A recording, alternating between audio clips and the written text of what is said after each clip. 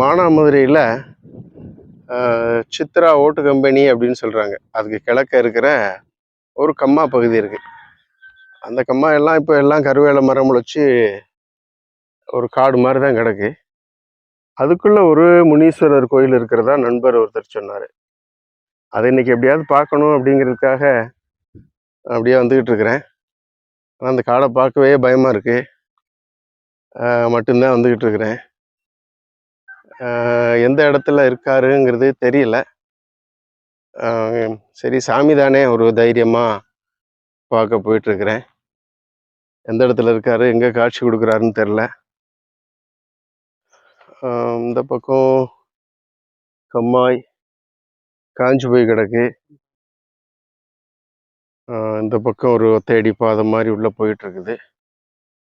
இந்த சைடு பார்த்தா ஒரு கால்வா மாதிரி இருக்குது. இதைத்தான் சொல்லியிருப்பாங்க போல், வைகை ஆற்றிலிருந்து இந்த பனிக்கணேந்தல்னுங்கிட்ட ஒரு கிராமம், அந்த கிராமத்துக்கு நீர் பாசனத்துக்காக தண்ணி போகிறதுன்னு சொல்ல கேள்விப்பட்டிருக்கிறேன். அதுவாக தான் இருக்கும்னு நினைக்கிறேன். ரொம்ப அடர்ந்த ஒரு காடாக இருக்குது. சரி, அப்படியே போய் கொஞ்சம் பார்க்கலாம். பக்கத்தில் கொஞ்சம் தூரத்தில் வீடு இருக்குது. இருந்தாலும் இந்த நேரத்தில் யார் நம்மளை பார்க்க ஓடி வரப்போகுது? சரி, பக்கத்தில் வீடு இருக்குங்கிற தைரியம் தான். சும்மா போய் பார்ப்போம். நண்பர் சொன்ன அடையாளத்தை வச்சு அப்படியே போயிட்டே இருக்கிறேன்.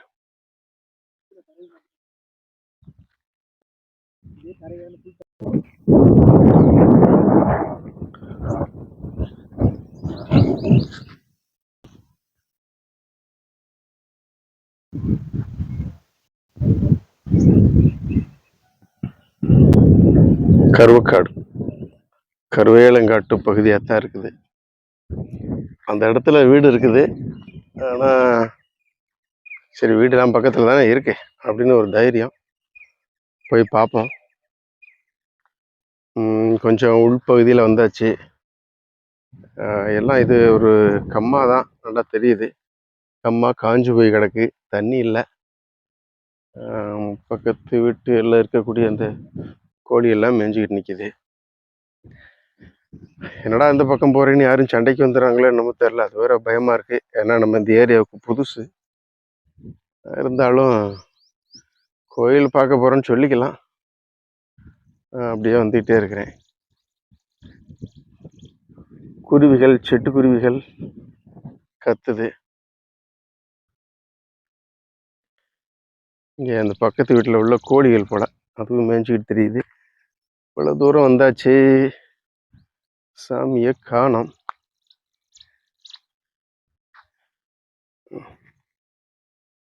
இவ்வளோ தூரத்தில் இருக்கிறதுனால அது ஒரு கோயில் எந்த நிலையில் இருக்குன்னு தெரியல. மக்கள் கும்பிடுற அளவுக்கு இருக்குதா, இல்லை பாலடைஞ்சு போய் கிடக்குமா என்னன்னு தெரியல. அந்த பக்கம் ஓடை பகுதி மாதிரி வந்துருச்சு. அங்கே கொஞ்சம் தண்ணியும் கிடக்கு. போய் பார்க்கலாமா? இங்கே போய் தேடி பார்ப்போம்.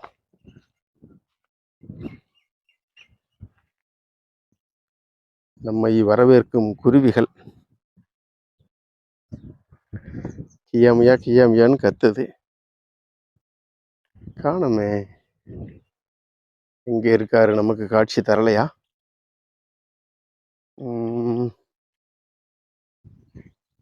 நானும் சுற்றி பார்க்குறேன், ஒன்றும் தெரியல. இது இந்த தண்ணீர் கிடந்த அந்த குன்றுகள் கொஞ்சம் கிடக்கு. இந்த பக்கம் கொஞ்சம் தண்ணி கிடக்கிறதுனால வெளியே தெரியுது. அந்த பக்கம் போய் பார்க்கலாம். அப்படி ஒன்றும் தெரியல. ஒருவேளை அந்த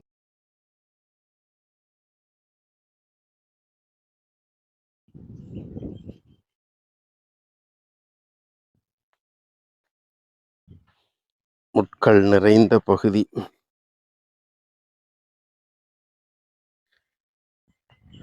இது ஃபுல்லாக கம்மாயத்தான் இருக்குது. தண்ணி கிடக்கிறது தெரியும்னு நினைக்கிறேன். என் கேமரா வேற கொஞ்சம் ஸ்டக் ஆகுது. இந்த மாதிரி ஃபுல்லாகிடுச்சு போல். இந்த பக்கம் ஒரு மேடான ஒரு பகுதியாக இருக்குது. இங்கிட்டு வேணால் போய் பார்க்கலாம். அந்த கோயில் இன்னும் கண்டுபிடிக்க முடியலை. பார்ப்போம் இந்த பக்கம் போய்.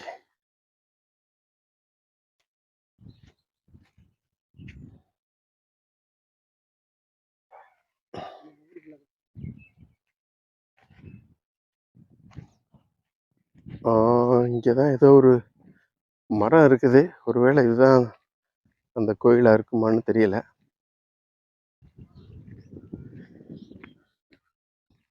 இதாத்தான் இருக்கணும்னு நினைக்கிறேன். கம்மாக்கரை முனியாண்டி கோவில் அப்படின்னு சொன்னாங்க. நான் இது காட்டு பகுதியாக இருக்கிறதுனால தனியாக வர்றதுக்கே பயமாக இருக்கும் அப்படின்னாங்க. நானும் அந்த பயங்கலந்த ஒரு சாமி தைரியத்தோடு போயிட்டுருக்கேன். இதே தான் நினைக்கிறேன். செப்பல் இங்கே விட்டு போயிடலாம். ஒரு சூலாயுதம் இருக்குது. மரம் அரச மரம், ஆலமரம்னு நினைக்கிறேன். ஆலமரம். தெய்வத்தை பார்த்தாச்சு. கரெக்டாக அந்த அம்மா கரையிலே இருக்குது.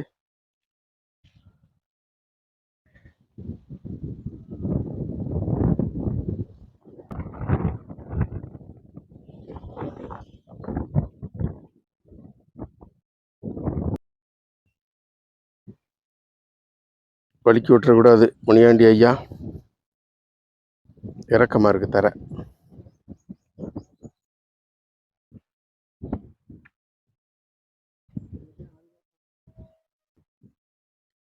இங்கே இருக்கிற அந்த 2 சூலாயுதம் தான் ஆதியிலே இருந்தது அப்படின்னு சொன்னாங்க.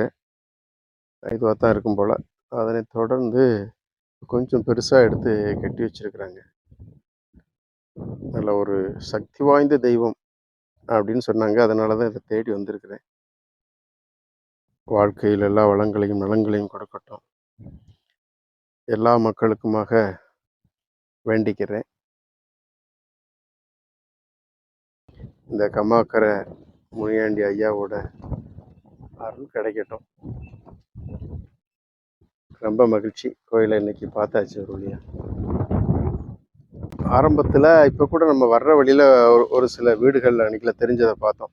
ஆனால் ஆரம்பத்தில் வந்து எந்த வீடுகளுமே இல்லையா. இது ரொம்ப ஒரு காட்டு பகுதியில் தான் இருந்திருக்கு. இப்போ பக்கத்தில் கொஞ்சம் வீடுகள் வந்ததுக்கப்புறம் அந்த சூலா இது மட்டும் இருந்த இடத்த எடுத்து அதுக்கப்புறம் தான் அதை கட்டி இருக்குதா சொல்கிறாங்க. மணி கூட வாங்கி கட்டி இருக்கிறாங்க யாரோ. பக்கத்தில் ஒரு கயிறு தொங்குறத பார்த்தா இது யாரோ கிடாய் வெட்டி சாமி கும்பிட்டது மாதிரி இருக்கு. அந்த கிடாய் உரிச்ச இடம் போல தோணுது. மற்றபடி விவரங்கள் எதுவும் தெரியல. இந்த சக்தி வாய்ந்த தெய்வம் எல்லாருக்குமாக நல்லருள் புரியட்டும். எடுத்த எனக்கும் பார்க்குற உங்களுக்கும் அத்தனை பேருக்குமாக நல்லதொரு வாழ்க்கையை தரட்டும். நன்றி. முனியாண்டி கோயில் ரொம்ப ஒரு சக்தி வாய்ந்த கோயில் அப்படிங்கிறதுனால தான் நான் இவ்வளோ தூரம் ரிஸ்க் எடுத்து உள்ளே வந்துட்டேன். இதே மாதிரி மானாமதுரையை சுற்றிலுமே ஒரு 9 சக்தி வாய்ந்த தெய்வங்கள் முனியாண்டி கோயில் இருக்குது அப்படின்னு சொல்கிறாங்க.